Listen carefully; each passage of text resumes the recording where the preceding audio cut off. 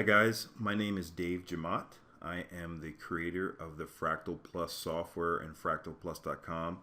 I have created this video tutorial in order to help new users of Fractal Plus gain an understanding of the technology behind the software.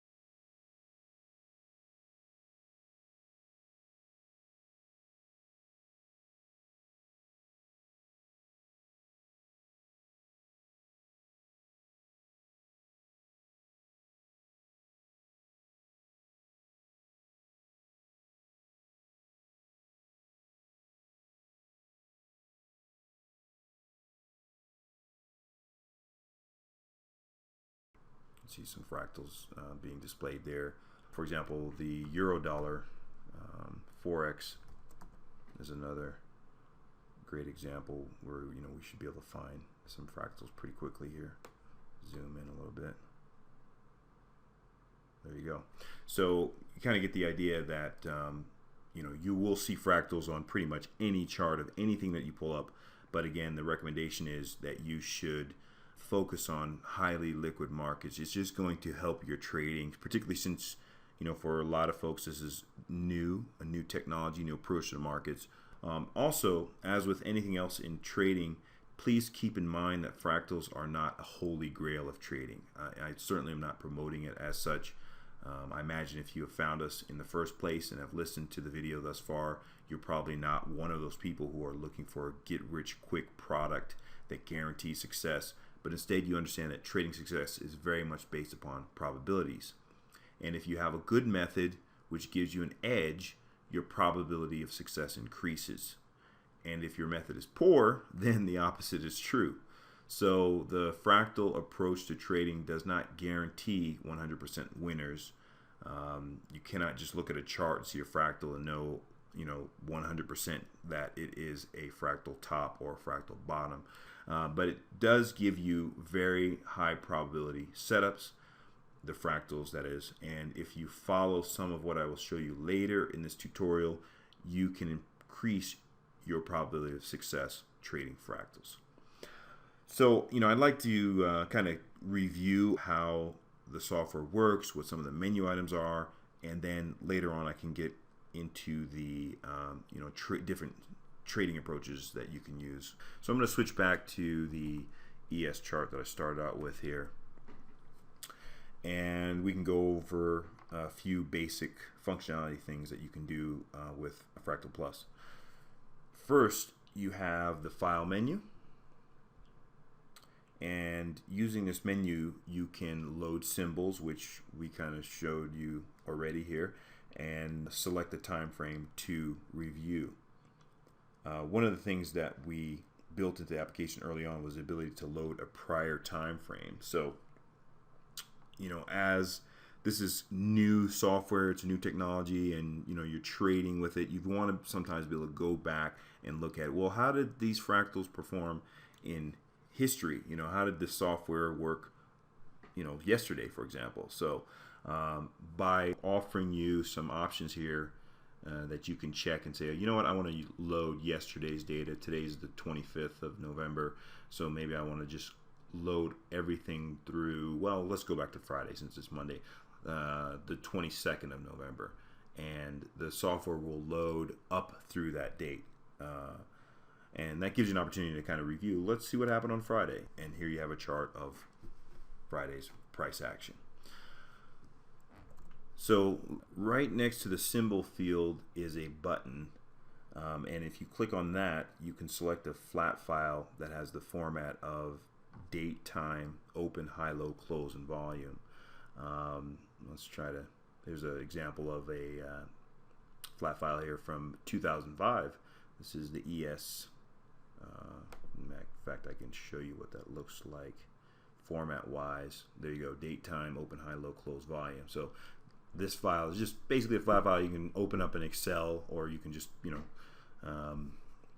open it up in a text editor like I have here, and we can open that file and it'll actually show the dates. It'll actually load the file and show you the dates, the date ranges that are within that file, and then you can select to view only a part of it. Say, for example, instead of going from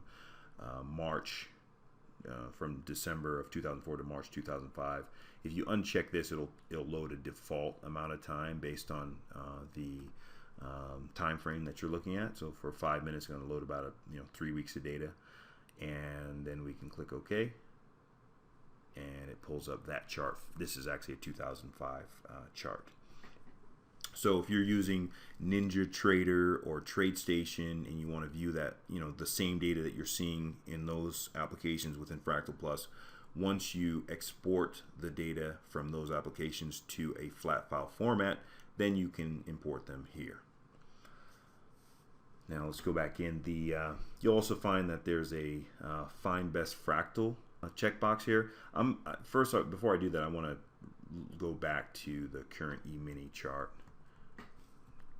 of 2013, and then if we were to check that box, which says find best fractal, it's going to look through a series of charts: the 5-minute, the 10-minute, 13-minute, 15-minute, 30-minute, 60-minute, 2-hour or 120-minute, and 4-hour or 240-minute charts. So it's going to look through all of these charts and load a chart from one of those time frames.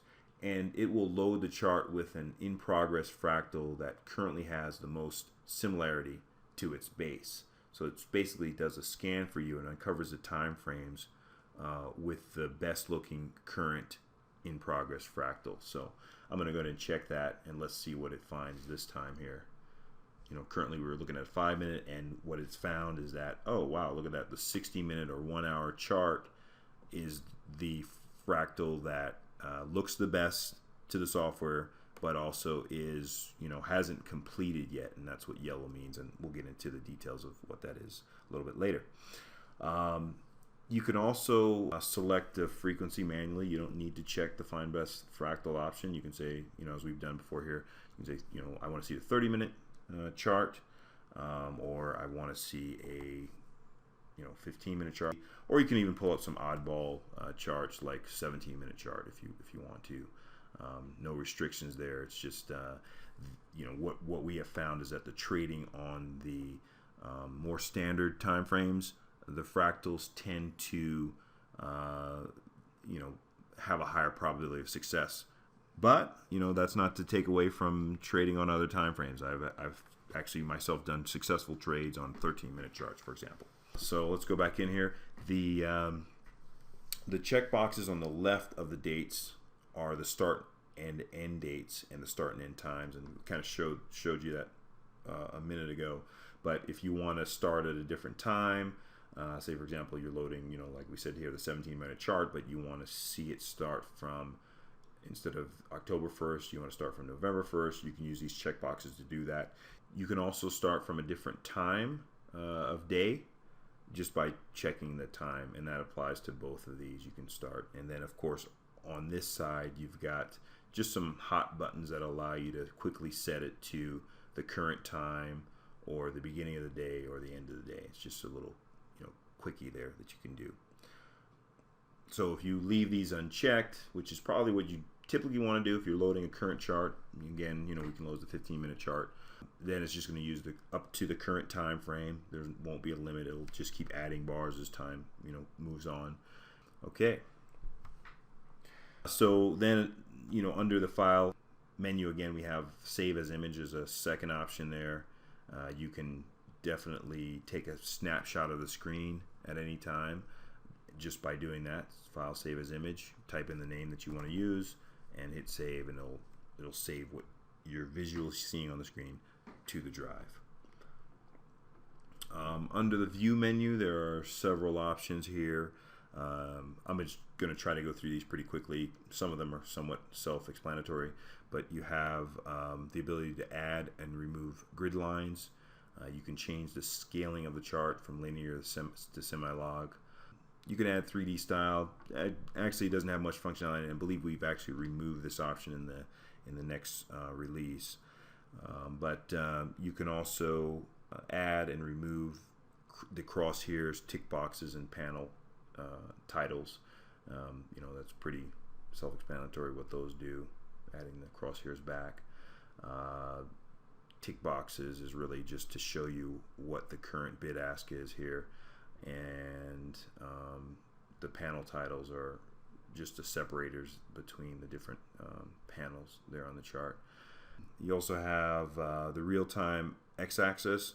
It's going to leave the date and time at the bottom of the screen and keep it up to date, and if you remove it, it will remove that. So it's better to keep that checked.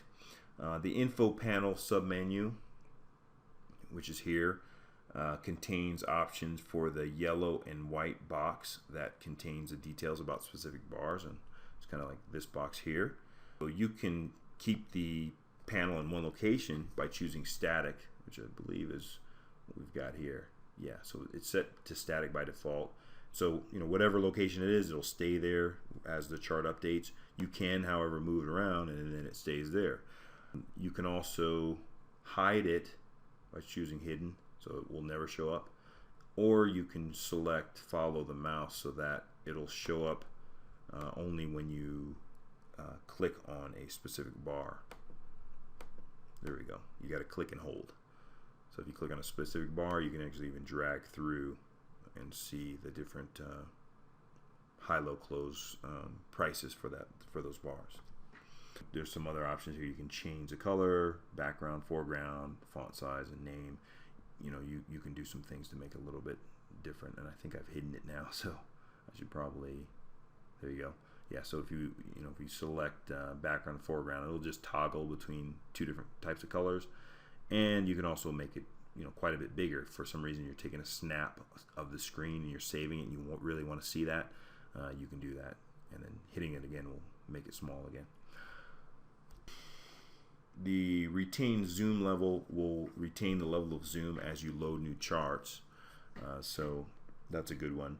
And then before I explain the panel min max, I'd like to show you that you can change the scaling on the X and Y axis on the chart simply by clicking on those axes and dragging the mouse. So you can just kind of go like this, if you really want to change those axes.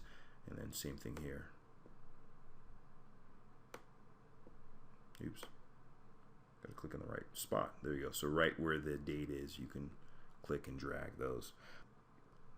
You can also zoom in using these hot buttons, or zoom out. And if you've goofed the chart up too much and it's you've zoomed in way too much, for example, you can click on reset zoom and it'll take the chart back to the way it was when it was originally loaded. So that kind of gives you an idea. And then again, the reason that we have this panel min max is to, you can set it to a specific number, which probably won't use that much, but you can always reset it and it'll actually bring the chart back into the normal view. So if you've totally, changed things so much that it's not normal looking, you can just click reset and it'll come back into normal view. The styles menu, I think by default the bar style is set to line, and that is just to give you a quick visualization of the fractal that's in progress. It's easier to see because we're calculating the fractals based on the closing prices of the bars. However, you can change them to standard bars, which is what most people are used to seeing, or maybe the candlestick bar. And those options are also available here just very quickly, so you can switch back to line, standard, candle from here. Under the colors, you can add and change colors. Some of these menu options have changed in the upcoming release, so I would say get familiar with them, but perhaps don't get too attached to them because they are changing a little bit. Under the line studies menu, we have a number of tools that you can add to the chart. Some of these are just things that perhaps you find in other charting applications. Really, Fractal Plus is built around the fractal analysis method and trading approach. So we don't have a lot of the tools perhaps you might find in TradeStation or NinjaTrader, for example, but we've added a few here. So I will not review each one in this video tutorial, but most operate the same way. As a quick example, I will apply a trend line here to the chart simply by selecting trend line and then clicking on the chart and dragging your mouse and letting go. That's it. So that kind of gives you an idea.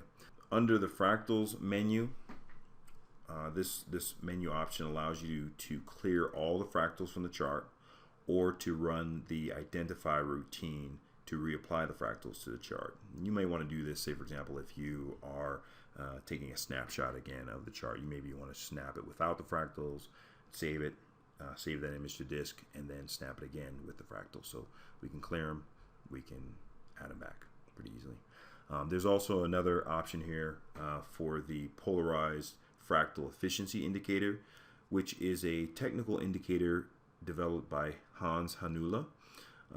We have found that this indicator seems to complement the fractal trading approach quite well, so we've added it here. All you have to do is click add and hit OK, and it will show you the indicator results here. If you're curious to learn more about how that particular indicator works, you can do a quick search on Google, and I'm sure you can find a lot of information about the polarized fractal efficiency indicator.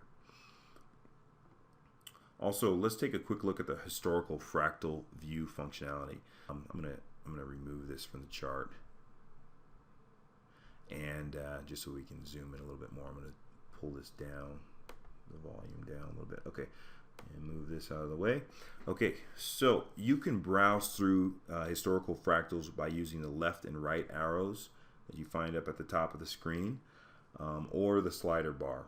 And just to make it a little bit easier to see, I'm going to turn it back to a line chart, and you can scroll back through all the historical fractals that are being displayed just by clicking there or dragging this slider. Okay. Also, there is a checkbox next to the slider here, and when this box is checked, the current fractal will always appear on the far right end of the chart. So you see that here, even though we're looking at this fractal in history, this fractal here in yellow is still being displayed. If we uncheck that, then it'll only display the historical fractal. The reason for that is that sometimes if you're looking at fractals that are very close together, for example, we'll zoom this here, you'll notice that there's an overlap, and even if you zoom in, you still can't figure out what's what because the fractals are kind of coming in so fast they're overlaying each other. So you can uncheck this and you can see, okay, this is the fractal that occurred just prior to the current fractal, and you can either check that to see the current one right next to it, or you can just scroll forward and you'll see the current one, the most recent fractal there. So that kind of helps just for viewing purposes. Okay, then we have the tools menu. This will display a dialog box which will give you some options that you can change. There are basically two tabs. One is for the data feed settings, and one is for the fractal identification settings. The data feed tab is where you select the data provider, and if you've downloaded the free trial, you'll probably only have this option, Yahoo, set for you. In the download version, you can select bar chart, TD Ameritrade, or Yahoo. There's an option for text file, but this option is a future use only option and should not be selected. In the 1.0 release, bar chart is our primary real-time data provider. In our testing, we have found that their data is very good, it's clean, it's fast. So we always recommend that you select bar chart if you're looking for real-time data. We have provided the TD Ameritrade as an alternative real-time data provider, but you need to know a few things about this data provider. TD Ameritrade provides an API that we use to access the data via your account settings. The nice thing about it is that it is enabled when your TD Ameritrade account is activated, and it's free of charge to use, so you can pull data right out of your TD Ameritrade chart. The bad thing is that if you have turned on futures trading at any time within your TD Ameritrade account, they automatically disable the API from providing data to us. So you cannot use this for any data if you are trading futures from within your TD Ameritrade account. If you have not traded futures within your account at any time, then you're fine, and you'll be able to pull equity futures and Forex charts, and it won't cost you a dime, which is great. But if you've ever traded futures, then they turn it off. So I know it's strange, and I apologize, but these are not Fractal Plus limitations. It's just how TD Ameritrade, their API works. So we really don't have much of an option there. But in addition, we have found that while testing their data, there appear to be many more errors in the data itself than the data we receive from bar chart. So the quality of their data is not on par with our other data provider. Just, I want you to be aware of these limitations if you do decide to use TD Ameritrade as your data provider. Sometimes you'll see spikes in the data. Sometimes you might see, missing bar data. It's not the most reliable data provider. So I just want to put that out there. Kind of use it at your own risk if you are using it as your real-time data provider. Yahoo, of course, is another provider that you can select for free end-of-day data. And as I mentioned before, this is the free option that comes with the demo from our website. One of the limitations with Yahoo data is that the Forex symbols that you can use on their website, on the Yahoo Financials website, they don't work with the API that we have access to. So for Yahoo setting, that's only if you're using end-of-day data again, and if it's equity symbols. So once you've selected the data provider, you can enter the username and password, and particularly in the case of bar chart, you do need to enter the username and password. Yahoo, you don't, but those fields are there anyway. The directory field should be left blank. This field is just for future use. And also the broker fields below should be left blank, again, for future use. Now let's take a look at the Fractals tab. This tab contains settings for how fractals are calculated and displayed. The first area at the top allows you to select which type of fractals will be displayed. By checking the boxes, you're telling the program to only identify fractals that have one or more of the checked fractal points as an extreme high or low.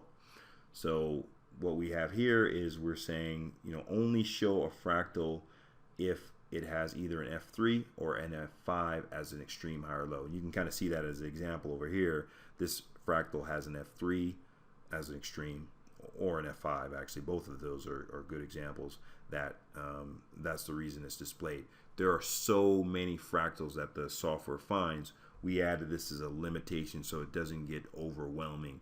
Literally, the market is so self-similar that if I turned all these checkboxes on, you'd see fractals on pretty much every single turning point would show you something. So you do want to, when you start trading with the fractals, you do want to limit it a little bit so you get a little bit of a better chance to get familiar with it before you go in here perhaps and turn it on, perhaps all of them on, so you can see all of the different fractals that do appear.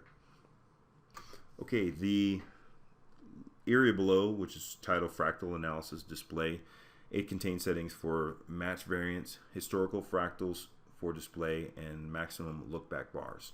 So match variance tells the software how much of a difference between the base and the current fractal is allowed for it to consider it a match. So in this case, it's saying if there's 3% or less difference between the two fractals, then display it as a match and actually display that particular fractal. So if a fractal had a 6% difference from its base, it would not display it in this case. We find that the fractal matching algorithm will find matches that look similar to the human eye up to about 3 or 4%. Beyond about 4%, fractals start looking more and more similar to the program. So it doesn't matter what you're looking at, visually at least, they're going to look very much alike. So to have the program provide a reasonable number of matches without going overboard, we recommend experimenting with settings between 2 and 3%. If you definitely want only the best visual matches, you can drop it down below 2%, and you'll only see fractals that look very similar visually to each other. But then again, that also means you're going to see less fractals on the chart. They'll show up less frequently just because it's only finding the most similar matches. This may be desirable if you wish to enter the market less frequently. However, I will say that in our testing, we have found that when you set this number to between 2 and about 4%, the software will find fractals that may not look as similar to the human eye, but they perform about as well, from a probability standpoint, as those exact match fractals when this value is set to 1%. So in terms of probabilities, there is some value in setting a higher setting here and seeing a few more fractals as a result. And I can just kind of show you here. For example, if I set this to 1.0, you do need to reload the chart once you set it. You'll see that the fractal that it had on the screen before, it doesn't have now, just because that wasn't as big of a match as this one is. And as you can tell here, that looks pretty similar. You know, the shape of this behavior looks pretty similar to that one. If I go back here again, visually that shape looks pretty close. Can't seem to get both of those on the screen. Let's see, maybe if I go like this. But yeah, you can see that the shapes are very similar there. So that's what 1% does. I'll go back in and change it again back to the original setting. Okay, so the next section is the historical fractals for display. This value determines how many historical fractals you want the program to hold in memory, so you can go back and review them using the left and right arrow buttons and the slider, which is up here. You can increase this value when you are doing research so that you can scroll back through more and more fractals when you load a given chart, but always set this figure to a lower value like 80 or 100 if you are focused on real-time fractals or are actually trading. The reason is because the higher this value, the more memory the fractals take up, and this will put a load on the computer when you are only really interested in seeing the real-time fractals during your trading. So adjust this value up when you're doing research, then reset it to a lower value when you want to go back to actual trading. Okay, now the last option here is the maximum look back bars, and this is a simple setting that tells the software to look back X number of bars to find a match to the current fractal. You can see how many bars are loaded in your current chart by looking at the chart title at the top of the screen. So for example, here it says 480. So if you load a chart with, you know, if this particular one is set to 500 bars, there's only 480 bars loaded. So it's going to look back through all of the data that's loaded to find matches. On the other hand, if you were to load a chart that had, you know, 1,000 bars, or you loaded, you know, 2,000 bars of history, it's only going to look at the most 500, you know, the most recent 500 bars to find matches, or whatever your setting is here. So I think a good setting is probably somewhere between 500 and 1,000, just from a, you know, from the computational standpoint. You don't want to put too much load on the CPU, but personally I use 500, but you can experiment with various settings. So whenever you make a change here, you can just click OK, and then you, of course, you've got to reload the chart for that change to take effect. Okay, now I think we're ready to take a look at some of the trading strategies you can apply to your trading while using Fractal Plus.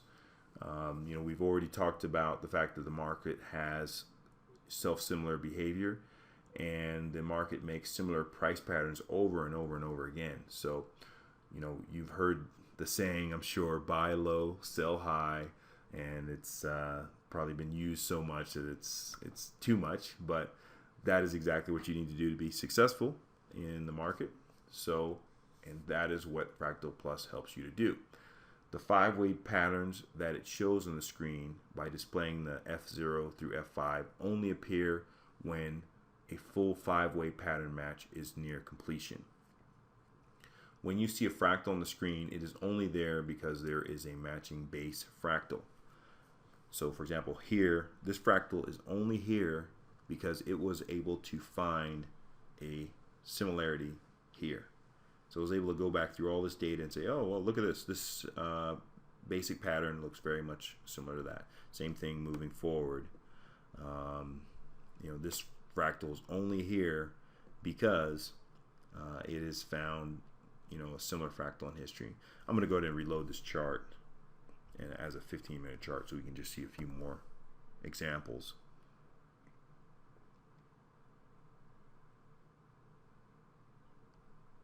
Okay, so when the software finds a full 5-way pattern match that is in progress, such as this one, it will display the fractal in yellow. Now, you know, we've kind of covered a lot of stuff, but you know, why did we choose to display a fractal after 5 waves? Well, if you are familiar with the Elliott wave principle, you know that collective investor psychology or crowd psychology moves from optimism to pessimism in a natural 5-wave sequence. If you're not familiar with the Elliott wave principle, I would recommend Googling it and learning more about it, as it is a great foundation to a basic understanding of market principles. Now, once the 5-wave fractal has confirmed, the F0 to F5 will turn blue. Now, confirmation simply means that the fractal is a match, is a complete match, because the 5-wave pattern has completed. And if it is a F5 top, the fractal confirms when there is a lower close following the F5. On the other hand, if the market continues closing higher, the fractal will remain yellow in an unconfirmed state until there is a lower close. So, for example, in this case, we're looking at an F5 top here. It's not a significant one in terms of being a super peak, but it is a fractal match, and the software has not confirmed this yet because we're looking for a lower close. If we scroll back, let's take a look at a different F5 top. Say, for example, this one. This F5 top confirmed at some point in the past, and of course that's the reason it is in a gray color, because it's in the past. And you can see that it confirmed because we had the peak and then we had a lower close here, and that's what resulted in it changing colors. So that's kind of what we're looking at for this current fractal. Right now it hasn't confirmed because we haven't gotten a lower close. Now, if it, the market could continue to close higher, as you can see, it just ticked down there, but the market could continue to close higher and higher and higher, and this would continue to stretch out as long as it continued to match the base fractal, which is back here. It'll continue to show up as a F5 top. But if for example this continued to stretch up and up and up all the way up to 1808, it may no longer match the base fractal, and then it would disappear from the chart. So there's kind of two options there when you're looking at a fractal. It could confirm after a lower close in the case of a top, or the market may continue to rise higher and higher and higher to the point where the fractal no longer matches and it will disappear from the screen. So that's something to keep in mind. And that's one of the reasons, from a trading perspective, which again we'll talk about later, it can be in your advantage to wait for the confirmation, wait for that fractal to have a lower close, because that may indicate that the market is getting weaker, and then we could see lower prices from there. If you don't wait for confirmation, you may be taking the risk that this is going to continue higher and higher and higher and higher and higher, and you're not giving a chance for an actual turn down in the market at that point. Okay, and of course all of this applies in reverse to F5 bottoms, which you see here. For example, maybe I can give you a better example if we scroll back here. This is a nice example of an F5 bottom where the market came to a peak, and then it turned, started to make higher closes, and from that point on it just kept going higher all the way from 1800 all the way up to 1805 so far now. So this is a good example on this 15-minute chart. Now, as I explained before, once a new fractal appears, the prior fractal will turn gray and go into the history, which is kind of what we see here. This is a historical fractal, and you can browse through those, again, using this slider and these buttons at the top. One thing I didn't mention earlier is that you've got these kind of two sets of dates at the top, one with an F and one with a B. The top one is labeled F and has the date and price of the current fractal that's in view. So this particular fractal happened at 5:30, and it had the ending price of 1802.25, so 1802 and a quarter. The bottom date labeled B shows you the date of the base fractal. So that happened, the fractal that it matched occurred on November 21st, and we can kind of scroll back and see that, yeah, that was November 21st. If we bring this over here, we can see that it was, yes, in fact, 7:15 a.m. Okay.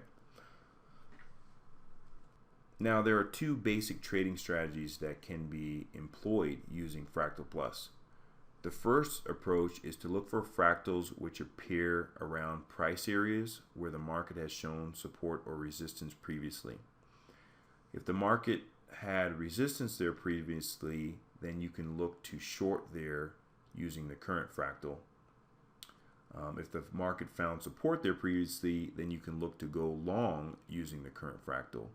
This is a counter trend trading strategy as you're looking for the trend to reverse, and perhaps in some cases you're looking for a short-term scalp. You're going to pick up 1 or 2 points, or you may be looking at it as a longer term. Of course, it's going to depend on your trading style, what type of market you're trading, as well as how high level you're trading, whether you're trading on the 5-minute chart or you're trading on a 4-hour chart, for example, or a daily chart. After you enter the market, you can place a stop on the other side of the fractal's confirmed price. So I'll give you an example here. Let's load Friday's data and take a look, because the market was kind of a little bit range bound on Friday. So if we look at kind of early morning Friday, we kind of see this area here where prices were kind of stuck within a trading range. And if we scroll back through that time, we'll see that there were pretty good opportunities to trade within that trading range using fractals. So for example, as I mentioned, part of the strategy is to find an area where the market had found support or resistance previously, and then look for the fractal to develop, and then once the fractal confirms, you enter the market. So here the market stopped here approximately at 17.95 and a quarter, and then it started to come back all the way back down here. It was retracing some of its prior move up, and then it found some support here at 17.92 and a quarter. So that was kind of the first time that we had gotten to 17.92 and a quarter. Perhaps you wouldn't take that trade just because there's really not too much prior history in that area, at least within today's data. But we know that when it goes back up to 17.95 and a quarter, that it found some resistance there. There was a trading range in this area, and it proved to be pretty solid, pushing prices back at least 3 points. So when the price of the ES moves back to the top of this range, if there's a fractal there, that may be a good place to short. And let's see what happened here. There was a fractal there, and it turns out that it was a couple ticks higher than previously. Here it was at 17.95 and a quarter, and here it turned out to be at 17.95 and 3/4, which you can see here. So this particular top, it was trying to really rally through, but as it turned out, that fractal was a great place to short for a quick scalp. So you could have shorted there on the confirmation, and you'd see prices had moved all the way back down to that same area again, to 17.92 and a quarter after that. So if this particular trading range lasted from actually Thursday at the close approximately, or just before the close, all the way through Friday morning. So this is a long trading range, and we're only looking at the 15-minute chart. I'm sure that if we switch to a 5-minute chart, we'd probably see a lot of other trading opportunities because of the fact that this was such a tight trading range. But there were opportunities to, in this case, to short at the top of this trading range, and then again, when it came back down to that same support zone, again we see here 17.93 and a quarter. You probably would want to wait until again you got down to 17.92 and a quarter. Boom, there's another opportunity to go long again, and then depending on how aggressive you were, again we get up to 17.96 in this case, another fractal appears, and you could have shorted that for a quick scalp. There's another bottom here at 1793. The market's obviously, gradually ticking up, as you see, because we came from 1792 and a quarter, and then we got over here to 1792 and 3/4, and here we are now at 1793. It's obviously attempting to break to the upside, but there were at least 2 or 3 great opportunities to capture scalp trades off the top and bottom of that trading range just by following the fractals, just by waiting for them to appear and then confirm, and then you enter. So that's one really good strategy, and I think it works well for trading range markets. It also works well when you have situations where you have double tops or double bottoms appearing, maybe over a larger trading range. But again, this is a long period of time here, and I think I will load a 5-minute chart just to get a feel for what that looks like in terms of the fractals on the 5 minutes, since we were looking at the 15. So here we are. Let's see, 21st. Okay, so here it is. I need to zoom in a little bit. You can see a little bit better here. But here's that same trading range, but now we're looking at it on a 5-minute chart. There you go. And so let's scroll back and see what happened for the 5-minute chart and those fractals. You'll kind of see some of the same things, some of the same behavior. I don't have to go all the way back, I guess, but for example, here was that the top there at 1795 and 3/4. There were more trading opportunities within that trading range based on that 5-minute chart and the 5-minute fractals. There are quite a bit more, but again, you could have chosen to put a trend line down here, for example, or actually maybe we can do a horizontal line, probably would be better, and just said, okay, every time the market comes back here and I see a fractal, I am going to go long. And then you could have done the same on the top, and you get a pretty good idea that this continues to hit this price area and give you an opportunity to pick up some points. So there you have it. So that's one of the methods that you can use, and then the second approach is a with trend strategy. So the first approach is kind of counter trend. As you're within these trading ranges, you're looking for opportunity for the market to turn back, and you're using the support and resistance zones.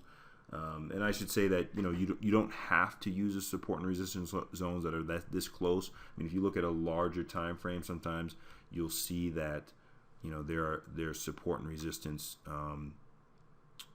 from days gone by. So in fact this area is resistance, most likely because we had some price action here on the 18th that served as a market top, and it's having a hard time breaking through there. So that's probably why we had this price behavior.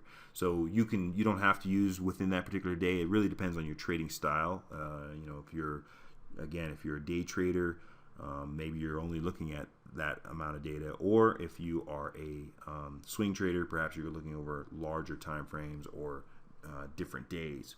But I think this example gives you a good fundamental basis for how to trade against support and resistance zones using the fractal base approach. The second approach is a with trend strategy, and you'll notice that there are times when of course the market is trading within trading ranges, and then there are times when the market is trending very strong, and you'll start seeing a lot of fractals develop within those periods when the market is trending, but they may not be the best places to look for counter trend trades because the market is trading so strong. It's just going to keep rallying, and that's kind of what we saw here on the 21st. Maybe I should pull up a 10-minute chart perhaps. Let's take a look.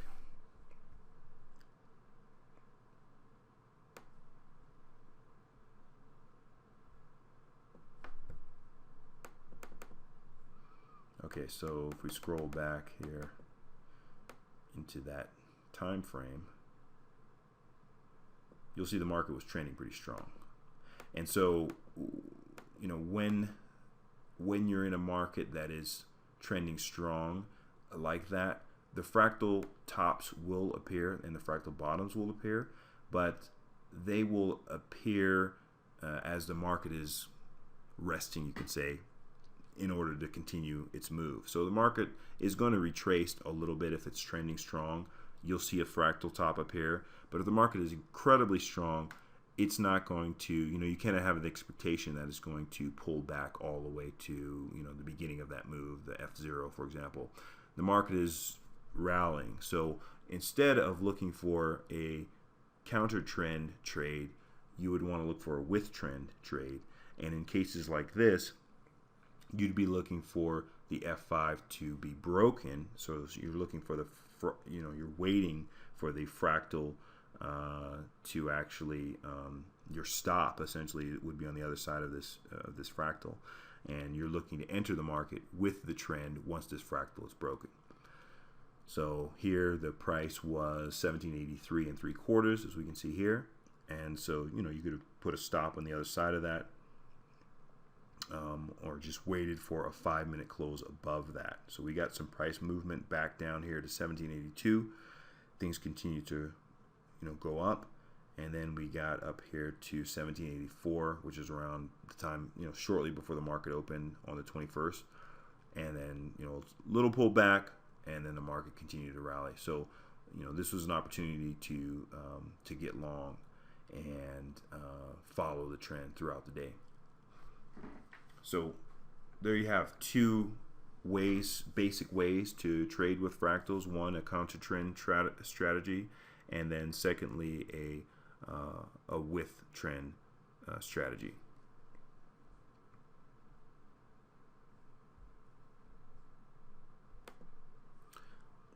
One thing to keep in mind is that the markets can be a lot stronger or a lot weaker than they first appear. So just having a fractal by itself does not guarantee that the market will turn, and neither does a breakthrough of a prior confirmed fractal guarantee that the market will continue trending. So trading is all about probabilities.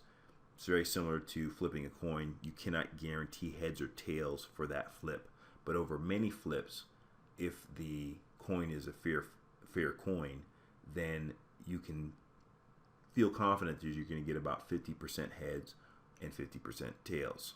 So likewise in the market, the fractals will give you an edge in your trading, but they do not guarantee that the particular fractal that you are looking at will be the exact bottom or top. So it's good to look for additional signs of weakness if you're looking to go short, or for additional signs of strength if you're looking to go long.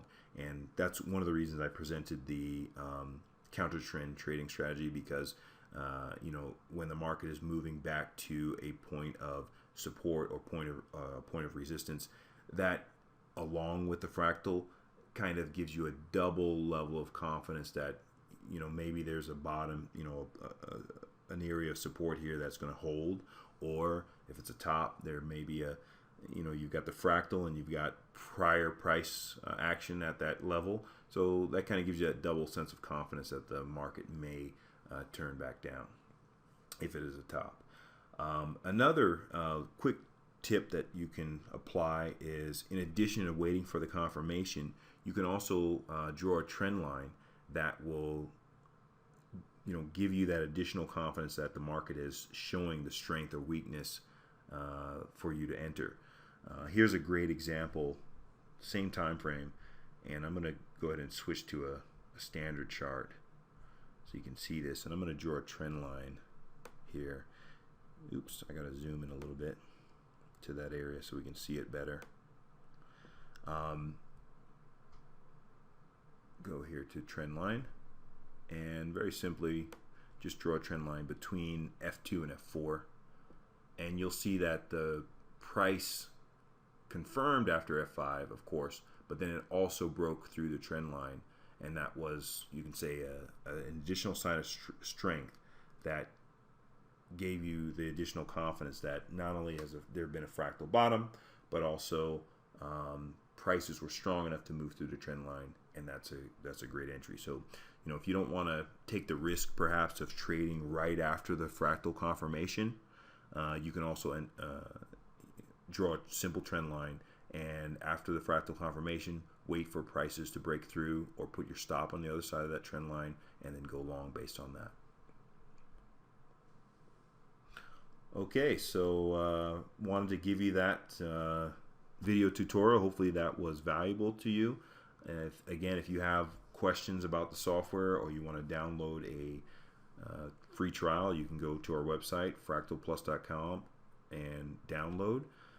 Or if you want to ask us some questions, you can click on our contact link here, and we'd be happy to get back to you with some answers about how the software works. Hope you enjoyed the video. Thank you.